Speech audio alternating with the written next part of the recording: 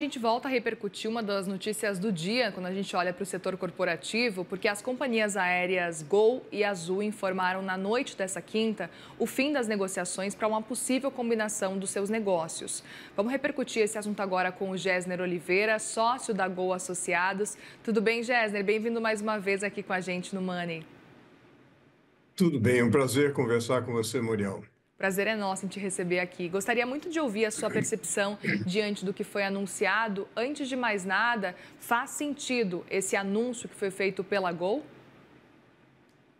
É natural, do ponto de vista de, de regras de mercado, naturalmente é esperável que haja esse anúncio, é algo importante para o mercado e os investidores precisam conhecer.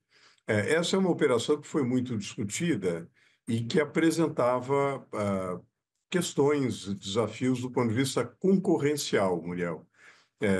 Há, como se sabe, no Brasil, há poucas empresas aéreas, né? Há 3 empresas que têm uma participação de mercado de aproximadamente um terço para cada uma.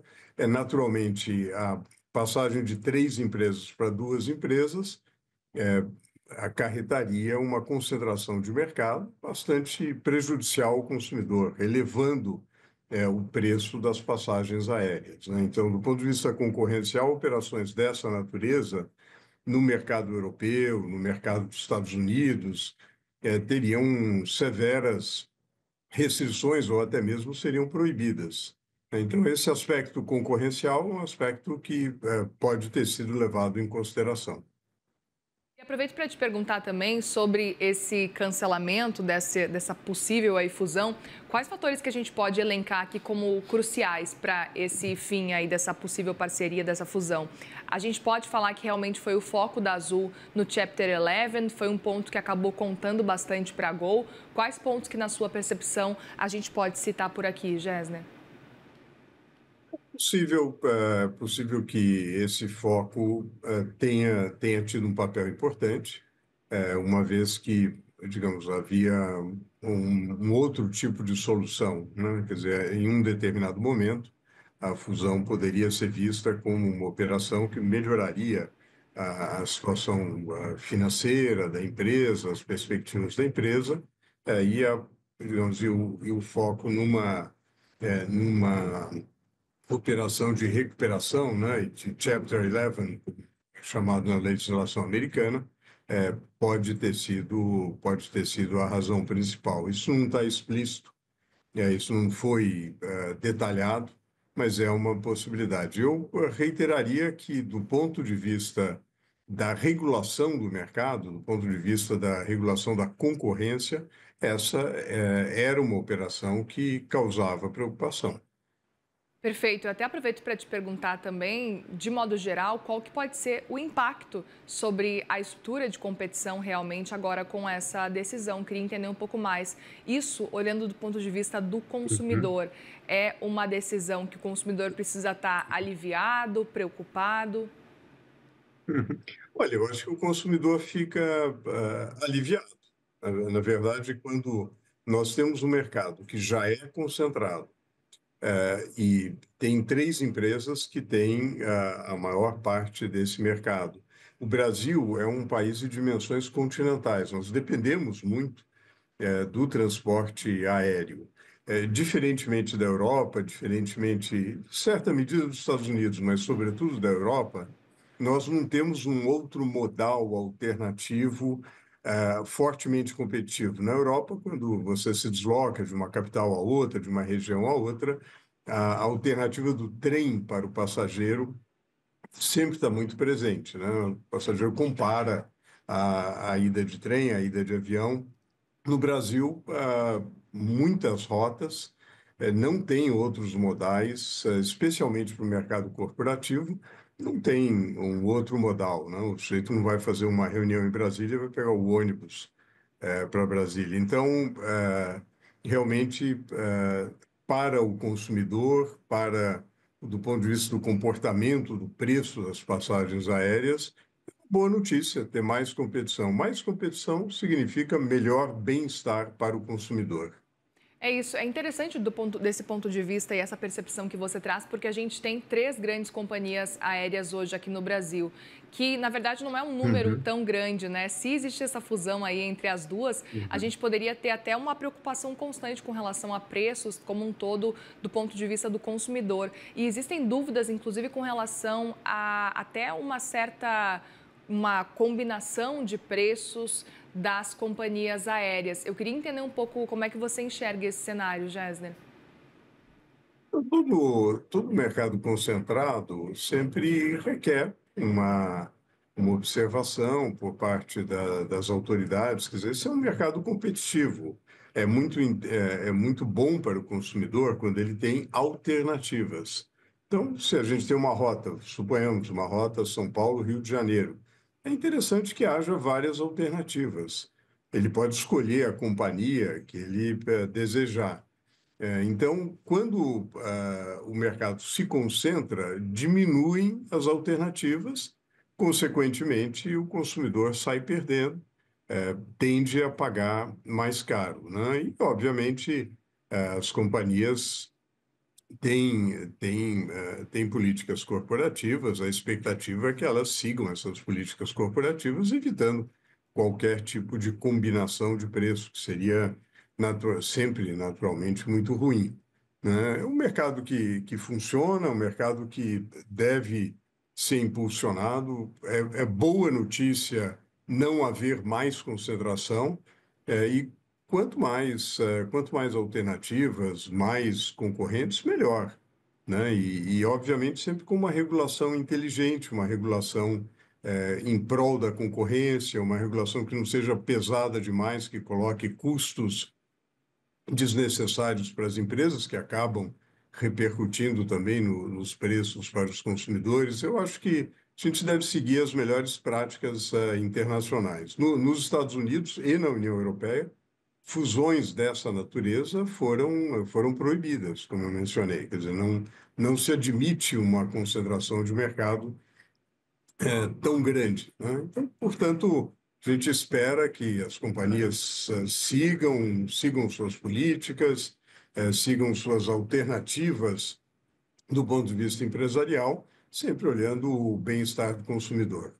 Pois é, e eu aproveito para perguntar, inclusive, se a rescisão do acordo de code-share pode interferir, de certa forma, também no cenário para o consumidor, pode afetar os clientes como um todo, e aí eu falo até em termos de malha aérea, de conexões. Muriel, precisa sempre ser visto do ponto de vista de caso a caso, né? Você tem acordos de co-share que são um benefício. Na verdade, eles aumentam a eficiência, diminuem o custo e, consequentemente, permitem uma redução das passagens, um melhor serviço, mais alternativas. Então, são acordos que precisam ser analisados à luz, de um lado, de benefícios, eficiências que permitem redução de custo e, consequentemente, passagens mais baratas, e aí você precisa cotejar com eventuais riscos de diminuição de alternativas para o consumidor e, eventualmente, uma elevação de preço. Então, é preciso realmente que acordos dessa natureza que seja demonstrado que eles são realmente eficientes, necessários para melhorar a qualidade de serviço e a relação preço-qualidade para o consumidor. Eu até aproveito para perguntar se essa decisão divulgada hoje pode, de certa forma, interferir em futuras parcerias, em futuras fusões aqui no Brasil. No caso Latam, no caso Gol, Azul, vão repensar antes de fazer um movimento similar? Olha, Muriel, como foi uma decisão, digamos, de natureza privada, nós não tivemos uma decisão regulatória sobre isso.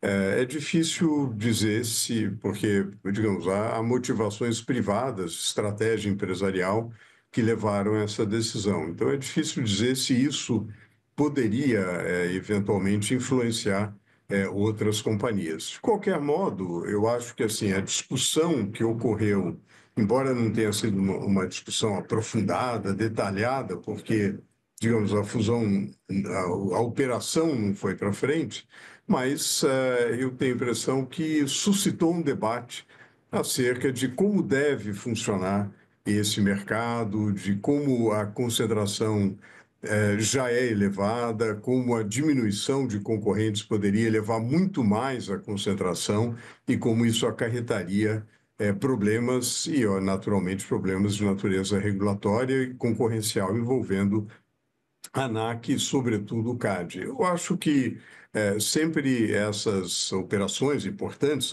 são companhias importantes, sempre suscitam e permitem reflexão por parte do conjunto do mercado, Muriel.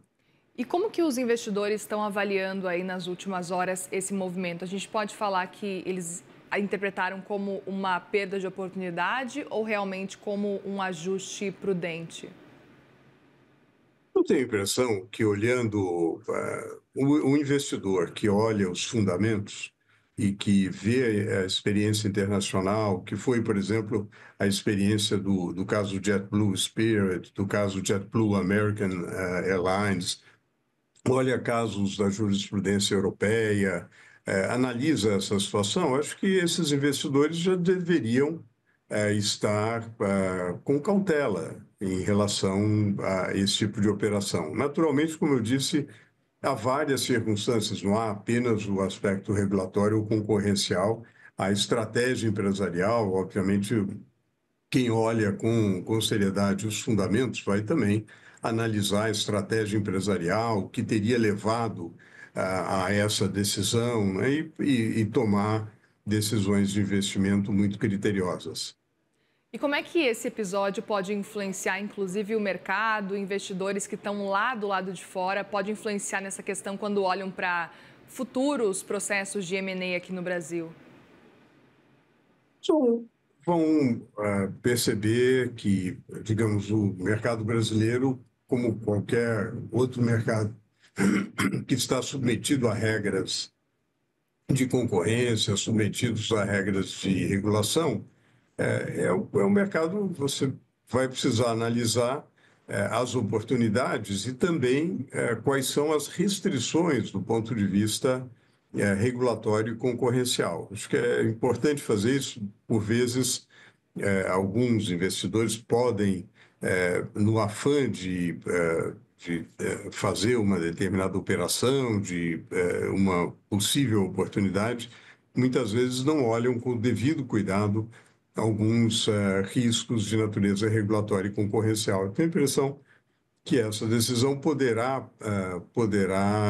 provocar isso, mas eu acho que não tem nada de anômalo em relação ao que acontece em outros mercados, né? Há várias operações que são. Você tem um memorando de entendimentos, você avança, há negociações e depois a operação não se concretiza. Eu acho que isso faz parte do jogo de mercado. Muito bem, Gessner Oliveira, sócio da Gol Associados. Obrigada mais uma vez pela conversa aqui. Volte sempre aqui no Money, viu? Pois não, Muriel, um grande prazer. Boa tarde. Obrigada, uma boa tarde, bom fim de semana também.